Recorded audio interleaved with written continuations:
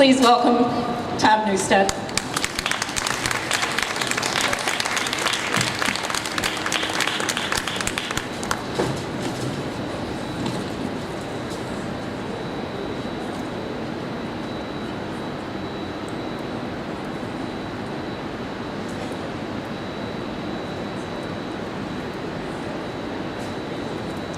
In January of 2014, I received an organ transplant, a pancreas to be exact.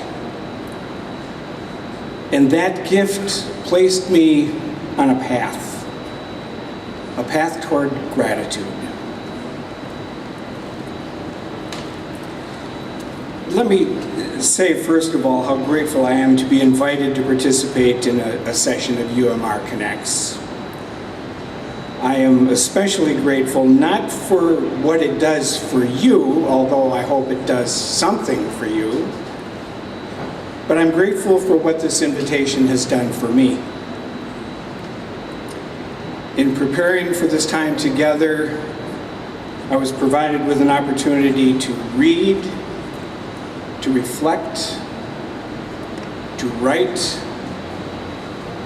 and to grow. And for all of that, I am grateful to you. But enough about you, let's talk about me, shall we? By now, you're probably sitting there wondering, who is this guy anyway? Well, as you've already heard, I'm a husband, a father of two, a stepfather of two, a grandfather of four, a house managing, food preparing, red meat grilling, wine sipping, dog walking, community volunteer, and that's just about everything you need to know. The theme that connects UMR in the month of July is inspiration. Ironic, isn't it, that we talk more about its opposite, which is expiration.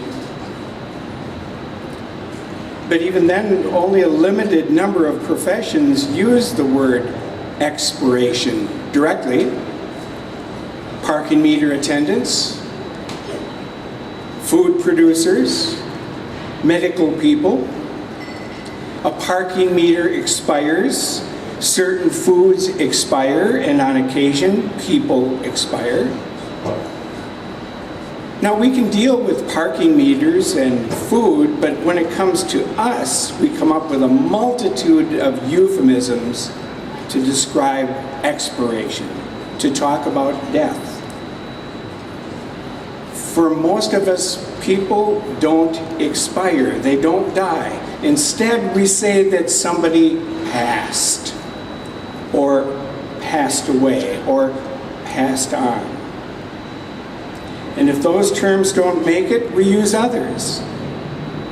They bought the farm, cashed in their chips, entered eternal rest, gave up the ghost, kicked the bucket, left the building, met their maker. Or we say that they went someplace, went to a better place, went toes up, or went belly up, went south, went to their reward. They perished, they croaked. Or if we are feeling particularly poetic, we say that they shuffled off this mortal coil. Left us, checked out, gave up the ghost, bought the pine condo, crossed over. They are no longer with us. They are sleeping the big sleep, or in some cases, sleeping with the fishes. Deceased, resting in peace, pushing up daisies. Or my all-time favorite comes from a very famous, at least famous to me, Monty Python sketch. It involves a very disgruntled customer who's trying to return his dead Norwegian blue parrot to the pet shop. This customer is trying to convince the pet shop owner that the bird is indeed dead. But the pet shop owner responds, "He's not dead. He's pining for the fjords." I know that you could add to that long list of euphemisms as well. But the theme tonight is not about expiration. You may be relieved. It's about inspiration. To inspire, to breathe in, to give life itself. All of the major religions in the world talk about that breathing process. In Christianity, it's the Holy Spirit. Then the Lord God formed a man from the dust of the ground and breathed into his nostrils the breath of life, and the man became a living being. In Judaism, it's Ruach. In Hinduism, it's Prana, and on throughout all the great religions of the world. By definition, inspiration is about provoking the mind to a particular emotion or action. And that's the task I'm given tonight. And for me to do that for you is quite a bit to ask, don't you think? It's comparable to somebody who identifies himself or herself as a comedian, and your response is, if you're a comedian, then say something funny. So you're saying to me, okay, say something inspirational. Well, it's not fair. It's not fair. But that's my task. And I'll give it my best shot. Breath. Life. Inspiration. To inspire means to breathe life into. We all do it. It's all around us. And all around us also are all the things that serve to inspire us. Nature, art, music, architecture, the performing arts, science, photography, film, medicine. What inspires you? What breathes life into you? What provokes your mind and provokes your emotion? In answer to those questions, each of us is unique because we're all inspired by very different things, perhaps.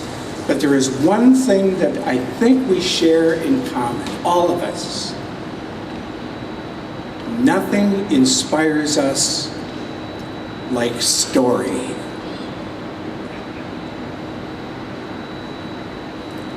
Richard Rohr, Franciscan priest, writer, teacher, scholar. In his book, What the Mystics Know, says this: each of us is a story. We were created by God as a story waiting to be told, and each of us has to find a way to tell our story. In the telling of it, we come to recognize and own ourselves. When you step into a story, you find it is without limits and you can walk around with it and hide inside it, perhaps. It is too big and too deep to be merely understood or taught. Now, I can't say that as well as Father Rohr did. But if I had to say it in one sentence, I would say it this way: story cannot be fully explained, interpreted, or even grasped. It can only be felt. And that's what gives it the power to inspire. If you have not read the work of Rachel Naomi Remen, you need to. A couple of her works are listed in a handout that'll be available to you following this presentation.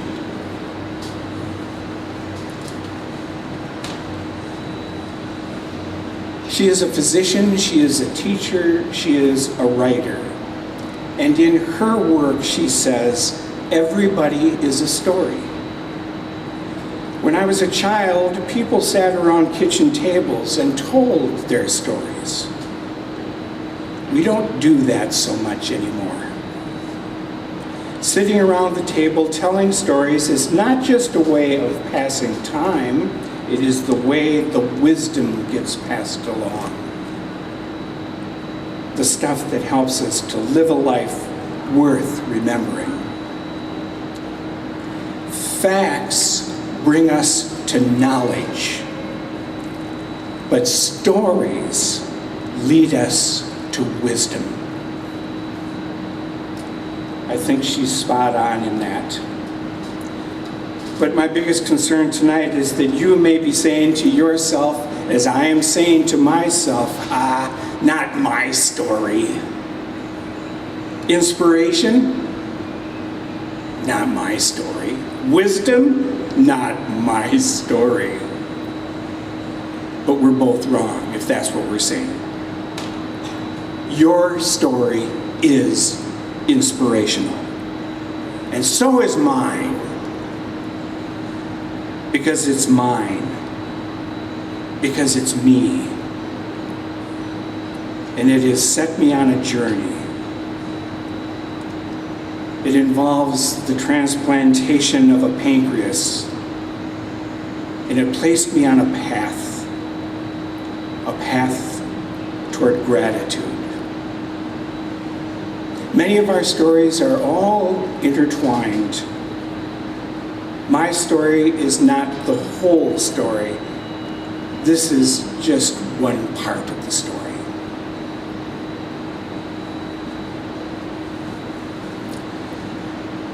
The year was 1991.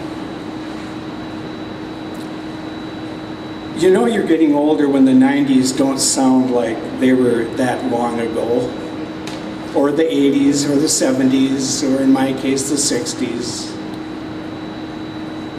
Anyway, the year was 1991. I was 44 years of age, and my insurance agent thought it was about time to try to find a cheaper life insurance policy. That involved a medical exam, which I was sure I would pass with flying colors. And on the designated day, a very efficient and professional nurse came to my office. She had been hired for that purpose. And she conducted a brief medical exam, including, among other things, blood work and a urinalysis. Actually, the only hitch was I got locked out of my office holding the urine specimen, but that's a whole other presentation altogether. A couple of weeks later, my insurance agent called. And he couldn't understand why the premiums would be going up rather than going down as he had hoped. And that he would be calling the company to find out what was going on. He said, we need an explanation here, and he got it. The explanation, I was diabetic. It's a heck of a way to find out, wasn't it? That's not information that you should be getting from your insurance agent. It was news to me. There were no diabetics in my family that I knew of. I wasn't expressing or showing any of the classic signs of diabetes, the frequent urination, the weight loss, the thirst, all of those things. None of those showed up in me. How could it be? At that point, it was not determined that I was type 1, but I was definitely diabetic. And through additional testing, it was confirmed that I was indeed type 1, the most difficult kind of diabetes. Now be aware, I am speaking as a patient now, not as a medical professional. And you have already been exposed to many of the statistics before, but here are the facts, and you need to know them. There are over 29 million diabetics in this country alone. Almost 10% of the population in this country are diabetic. The sources for all of these are in the handout. 1 in 4 people don't even know that they're diabetic. And only about 5% of people with diabetes are type 1 diabetic.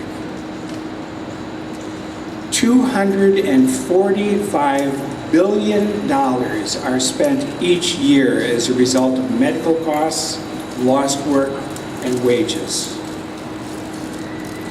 The risk of death is 50% higher for adults with diabetes. That's a life expectancy of about 13 years lower than an adult without the disease. For me, without a transplant, by now, I might even be expired. People with diabetes run a higher risk of major medical complications, including heart disease, stroke, blindness, kidney failure, amputated toes, feet, and legs. It wasn't much of a consolation, but at least I found that I was in some rather famous company of type 1 diabetics. Supreme Court Justice Sonia Sotomayor, entertainer Mary Tyler Moore, Chicago Bears quarterback Jay Cutler. But yet, with this diagnosis as type 1 diabetic, the roller coaster for me began. There were medication changes. From oral medication to insulin shots, to increasing insulin shots, to an insulin pump. There were visits, and frequent visits to my home by medical technicians, emergency folk. There were numerous hospitalizations. There were countless visits to emergency departments. I'm sure you have probably all have experienced what it's like to make an emergency room visit. The hours spent, the anguish, the emotion. Well, I was a regular. Endless hours and days lost recovering from numerous highs and lows. That was my experience. And it wasn't just about me, it was about other people all around me. It was about my wife and my family. Those who were constantly facing the reality that the next diabetic event may just be it. I'm sorry. I would guess that almost everyone in this plaza tonight knows someone who is diabetic. And as a result, you may or may not know it's a big deal. For me, the horror of that ride and all of its uncertainty lasted for 23 years, to be exact. Daily blood sugar highs and lows, drastic changes in quality of life for me and for my family. Finally, my endocrinologist, who was very astute in her ability to tweak the insulin numbers in an attempt to control the high and low blood sugars, finally said to me, "I don't know what else I can do for you. We just can't seem to be able to control your disease. I think that you need to consider a pancreas transplant. I'd like you to go to University Hospital in Madison for an evaluation." At that point, I did what most of us do when we get bits of information like that. We go online and we check WebMD and we look all over, wherever we can, to get more information. In so doing, I soon realized that I had nothing to lose and everything to gain. So I followed through with the evaluation appointment at UW Hospital. It was an intensive, day-long process of testing and interviewing and testing. And I'm sure that some of you have been through that experience as well, perhaps even today or tomorrow. In the following days, there were so many follow-up tests conducted, all serving one purpose, and that was to assess the possible matches and compatibility. But within a week, I was told that I would be a suitable candidate for a transplant and that I would be put on the waiting list. I joined 2,300 others in the state of Wisconsin alone who were on the waiting list for an organ. Nationally, almost 123,000 people need a life-saving organ transplant. And of those, 79,000 are active waiting list candidates. It's a lot of folks. But I have learned that one organ donor can save up to 8 lives. That one organ donor can improve the lives of more than 50 people. Yet, every day, an average of 22 people die because they didn't get the organ that they needed to survive. And every 10 minutes, another person's name is added to the organ transplant wait list. Those are staggering statistics. But here's the good news. The good news is that there are more than 100 million designated donors in the U.S., which is just over 40% of the population age 18 and above. No doubt that number includes many of you here tonight as well. And again, I'm grateful. The bad news is that only 2% of people die in a manner that allows for organ transplantation. And that's why we need so many.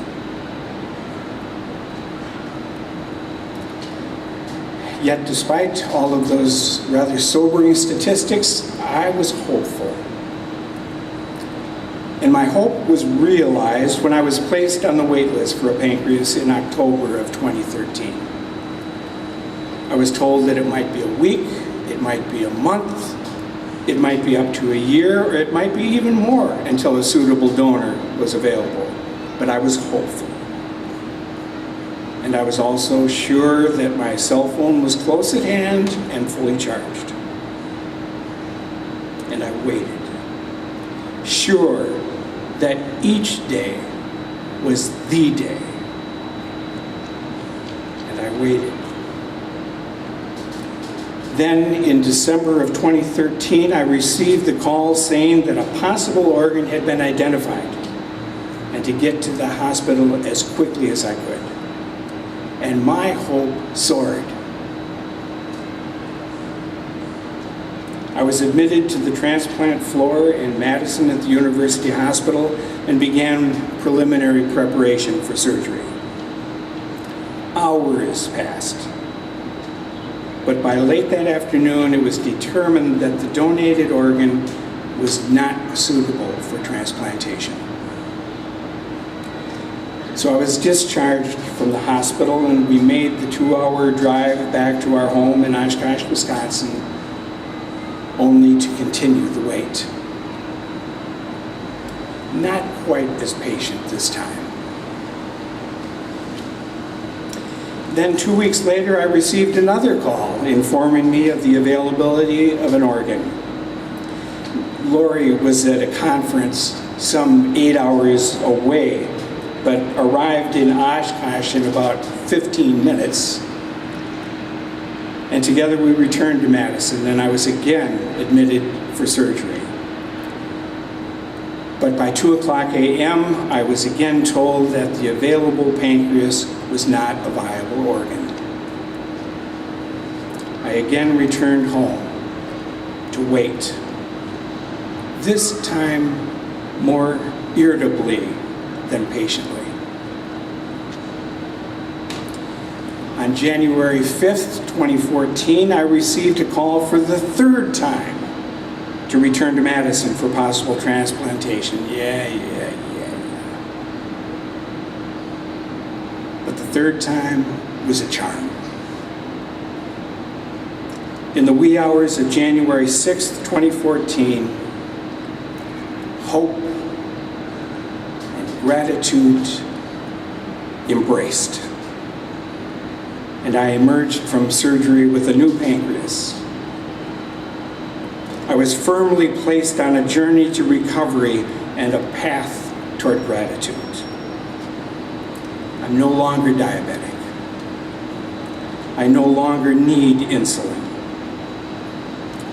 I enjoy good health, which has allowed a major geographic change as we moved from Oshkosh, Wisconsin to Rochester, Minnesota, where Lori joined an outstanding UMR team. I have now been given a blank slate in terms of how I will invest my time and my energy. I no longer have to travel with orange juice as my constant companion out of fear that another low will rob me of energy or the ability to communicate rationally or think critically. I do have one regret, however, I must tell you that. One of my regrets is that I can't tap dance. But then I never could tap dance, so it's not that big a deal. For 23 years, I basically lived, I'm sad to say and to admit, a life in denial, minimizing the severity of my illness and most often joking about being diabetic. No more. I no longer live a life of denial of the reality that I have a serious illness with profound limitations. I no longer have a spouse that lives in the fear that this might be an occasion for yet another trip to the emergency department, or the reality that I just might not make it this time. I am more engaged in the lives of my family. I think I laugh more. I know I cry more. In short, I know more joy, and I am grateful. All of this made possible by a generous gift from a person or a family whose name I don't even know and may never know. But a person or a family who, in the face of death, said yes to give life to this grateful recipient. That's the stuff of heroes. That's where I get my inspiration. It's a wonderful thing to be a recipient. But the other part of the story is, it's really about the donors.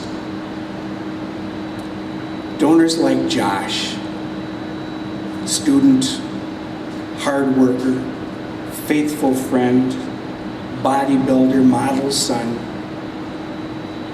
He knew even before he was old enough to get a license that his driver's license would carry the dot that showed his desire to be a donor.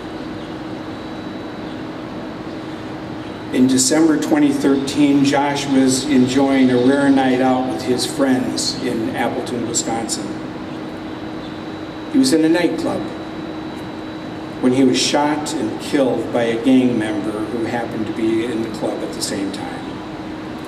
His family didn't have to make the decision regarding donation. Josh had already done that. And as a result, his organs saved 7 different lives. Jackie, Josh's mom, had undergone unsuccessful spinal surgery 5 days before Josh was murdered. In August, Jackie underwent a second procedure, this time using tissue donated by her own son. And this time it was a success. And she is walking again thanks to Josh's gift. Donors like Natalie. Natalie's death came 1 week before she would have turned 17. An avid swimmer herself, she was attending the Wisconsin Boys State Swimming Championship in Madison when the car in which she and 3 friends were driving lost control after hitting black ice outside of Oshkosh, and she died as a result of her injuries. And a part of that story is also Molly. Molly had been a teammate of Natalie's dating back to their early swimming days. Molly and other close friends came together in our neighborhood. Over a period of the next few days, they gathered to support each other and to console each other as a result of Natalie's death. That group of friends that gathered in the neighborhood included Cody, who is my wife Lori's son. Molly and Cody became close friends as they together shared their sadness and their grief. But many lives were positively changed as a result of Natalie's donation of bone and connective tissue. And Cody and Molly, well, they're getting married next July. So many lives that are intertwined, as they should be. To say nothing of all the other lives yet unmentioned, employers and volunteers and caregivers and spouses and families and friends, researchers and technicians and support staff and physicians and nurses and housekeeping staff, not necessarily in that order. For all of those intertwined lives and stories, hear this one grateful recipient's voice. Thank you. Thank you that you have all contributed your piece of the story that I can claim as mine, and I am grateful. All have played an important role in placing my feet on a new path, a path toward living a life of gratitude. I have been given a gift of a new life, the gift of a pancreas. But being grateful for the gift is one thing. Living a life of gratitude is quite another. That's true for each of you and for your stories as much as it is for mine. So what does a life of gratitude look like? And more specifically, how is it achieved? With that goal in mind, I have been greatly influenced by Brother David Stendal Rast. He's on the handout too. He is a Benedictine monk and an interfaith scholar. I would call him the guru of gratitude. Brother David says, we cannot only have grateful experiences. We can be people who live gratefully. And how can we live gratefully? By experiencing, by becoming aware that every moment is a given moment, as we say.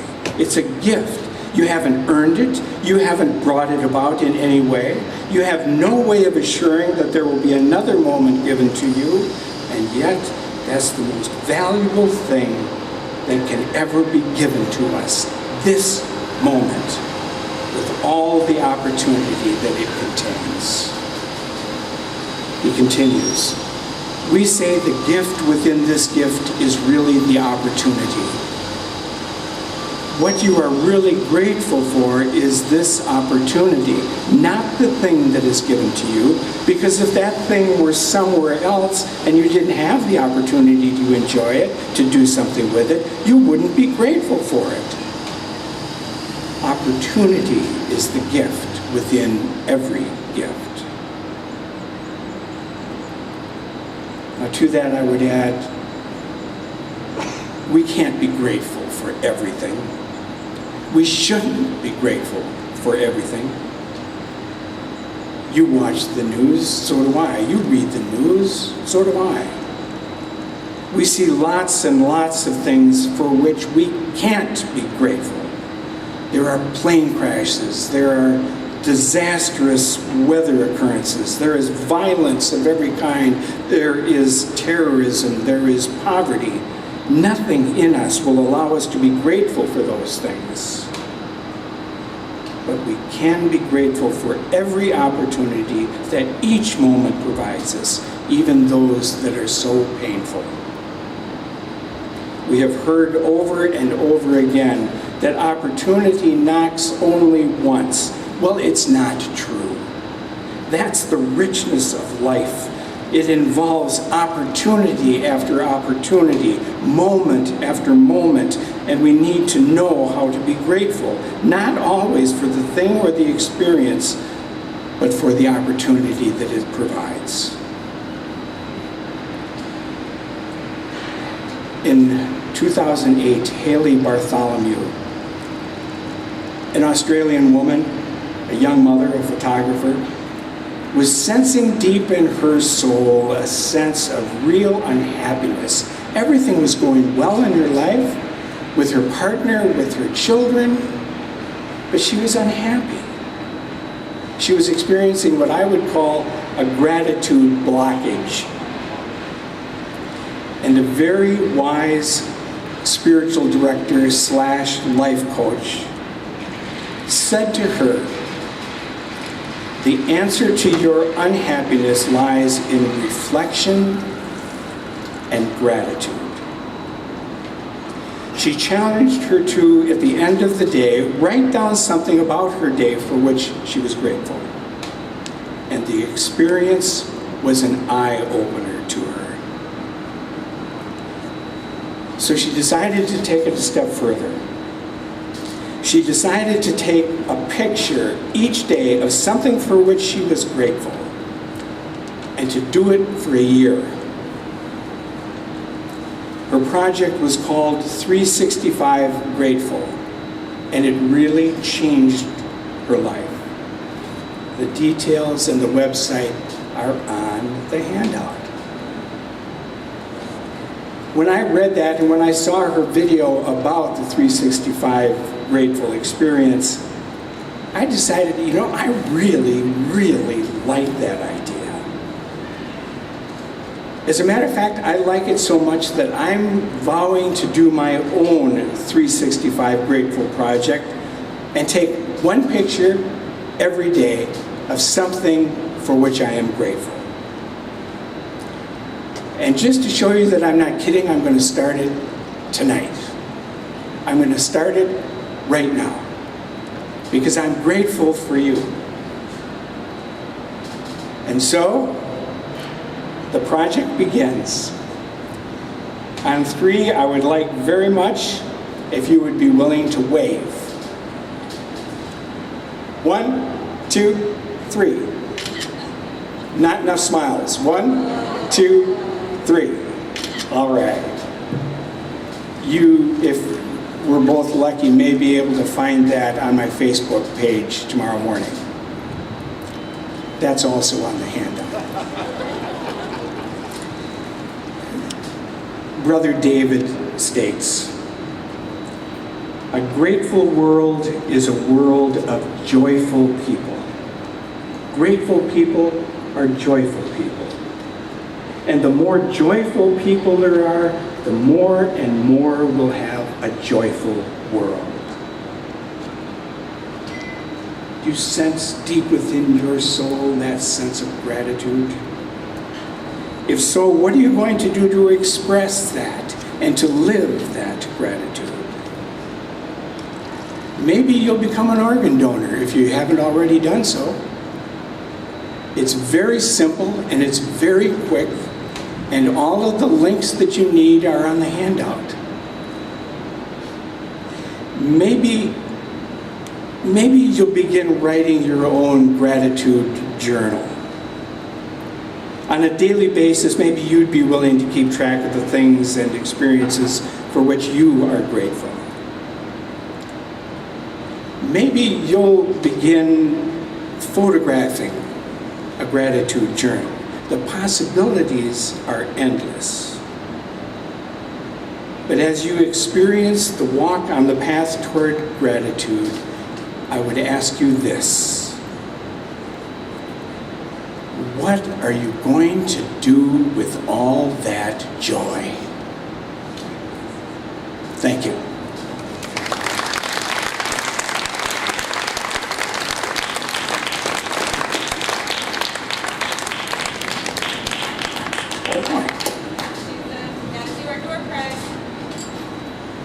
Ready? All right.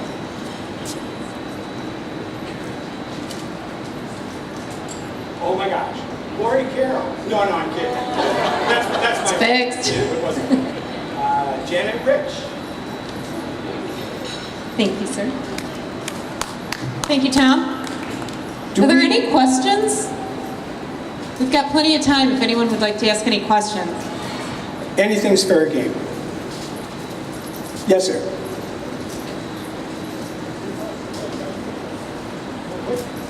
You thought you had diabetes, so what changed? Did this disappear, or it was a misdiagnosis? With type 1 diabetes, you have a pancreas in your body that doesn't work. It doesn't produce insulin. And they try to compensate through injection and through insulin pumps and other means to get insulin in your body to keep your blood sugars regulated. It wasn't working for me. The pancreas was shooting blanks.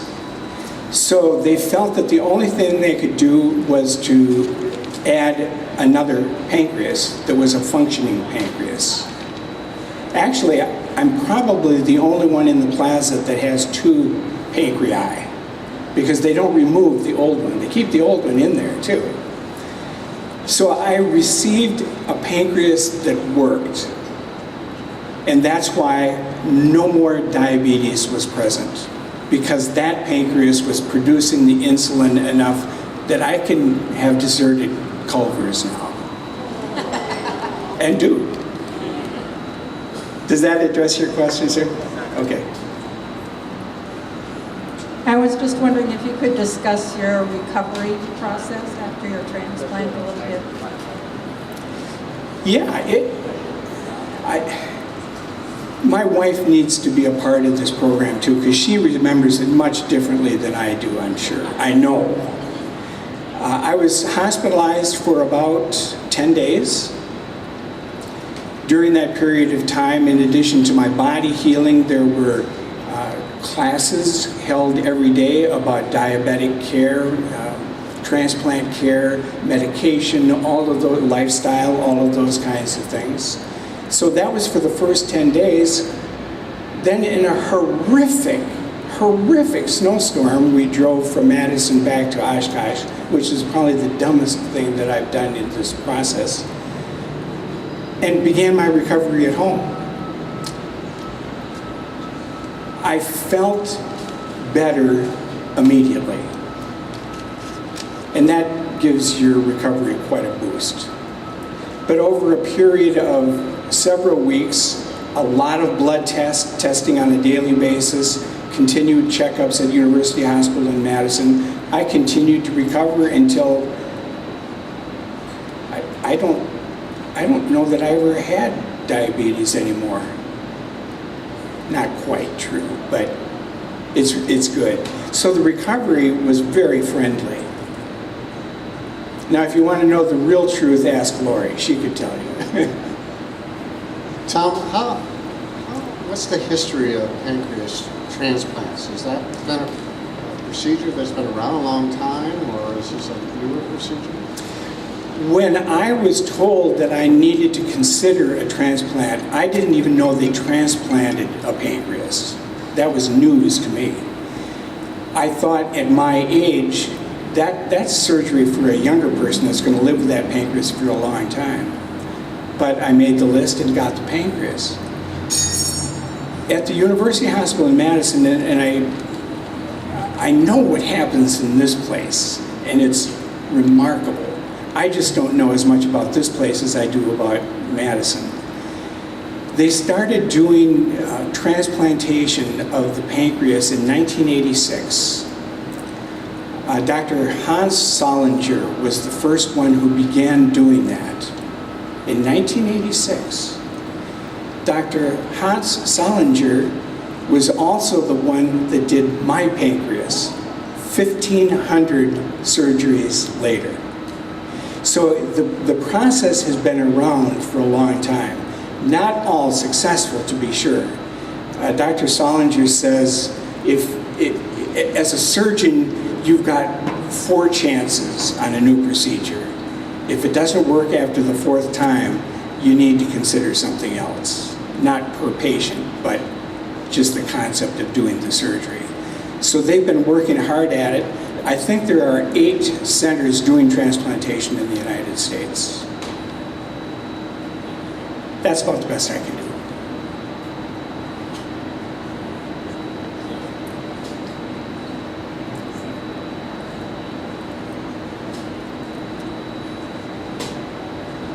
Hi, Tom. So you said that you went through a rather rigorous day of interviewing and testing before you got on the list. What did that consist of, the interviewing portion? They are very careful who they are willing to put on a wait list. And the interview process lets the medical team know that you're serious about this, that you are indeed critical enough through your retelling of your story that you can't control it, what the effect of your lows, especially your lows, are doing. They want to be absolutely convinced that you would be taken care of, being a good steward of this very precious gift of life. It was Lori as part of that process as well. They want to know, because this is serious business, and there just aren't a lot of pancreas running around waiting for a place to go. They want to be sure that they're making good decisions about who gets the pancreas.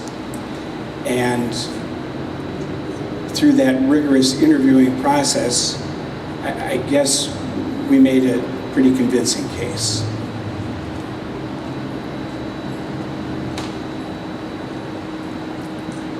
As you noted, the donors are real heroes. I'm kind of curious why we don't hear more about them. You mentioned you don't know who the donor was for your organ. You happen to know of a couple just personally that donated organs. I'm curious, why aren't our newspapers just full of the news when somebody donates and we can recognize these people more? It's a very touchy issue because of the need for utmost confidentiality. When I was able to write after my transplantation, they said, feel free to write to your donor, but we're not going to tell you who it is, and we will make sure that the letter gets to the donor, or to the donor family in my case. So that's what I did. And said what it meant to me to be the recipient of your person's organ. From that point on, it's up to the donor, in the case of live donors, and there are live donors in some rare cases, it's up to them to decide what they want to do about it. If they will respond to the recipient's letter, if they will identify themselves. I mentioned Josh's mother, Jackie, and the lives that Josh's gift saved. She is in touch with every one of the organ recipients because they chose to be involved with her. It was pointed out to us a few weeks back during one of the trips to Madison that there are a lot of reasons why they want to maintain their anonymity as donors. And it gets very complicated. But there are those that that may be experiencing shame because of the circumstance in which their donor died, for example. Some people just aren't ready to make that contact yet. And that may happen a year or 2 or 3 years down the line for me. I don't know. I hope it does, but it doesn't have to. It really doesn't matter that much to me, but I would sure like to know. So there's really a lot of confidentiality issues, except for those like Natalie's family and Josh's family who step forward and say, this is what we've done and we're glad we did it. I'm not sure that touches on it, Ginny, but.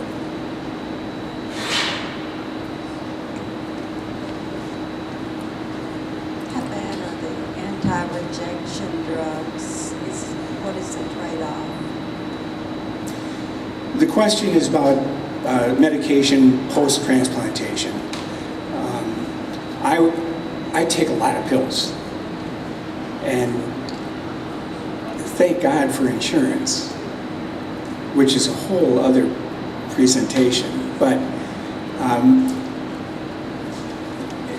I take medication that prevents the pancreas from being rejected.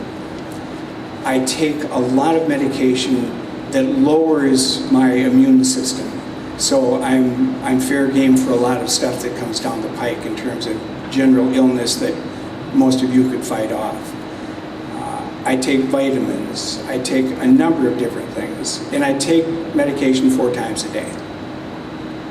And it's a real nuisance, but it's certainly a small price to pay. And that will go on for the rest of my life. Because you always run the risk of rejecting the pancreas, because the body is saying, this isn't yours. You don't belong here. And it tries to slough it off. And the medication, the groundwork that has been done and the progress that's been made in terms of medication is amazing. It's getting better all the time. I have some side effects. Again, it's an awfully small price to pay for not being diabetic. Sometime I'll come back and we'll talk about stories, horror stories, about how insanely stupid some people can be that have an illness that they're denying.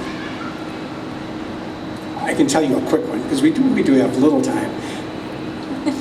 It was about 3 in the morning, and Lori woke up and I wasn't in bed. And so she got up to find out what was going on, make sure I was okay, and she walked down the stairs from the bedroom, and I was sitting on the stairs. And she said, "Are you okay? What are you doing?" And I said, "Well, I'm taking out the dog." My blood sugar was probably 20 or below. For me, it should be about 120. And the first thing for me that went would be that ability to think critically and to be rational. So for me, at that moment, although literally my life was in jeopardy, it was more important that I hooked up the dog and took her out for a walk. Why? Maybe there's a gender difference, I don't know. But it wasn't a good decision. And fortunately, and I'm very fortunate that I have what many people don't have, and that is somebody that can monitor what's going on in my life. Still.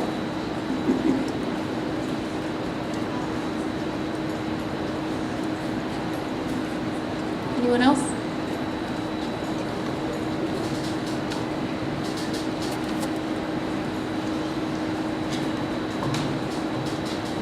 Yeah, you talked about gratitude, and I think a lot of us want to show our gratitude by donating organs, but we're still using them.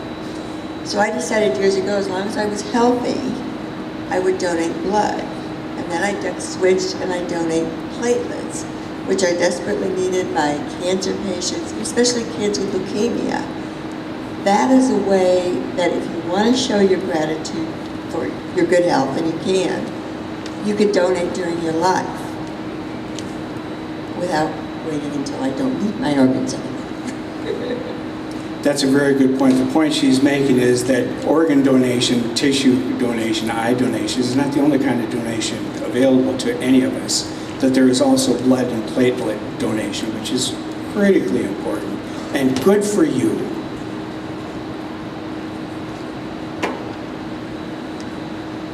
Anyone else?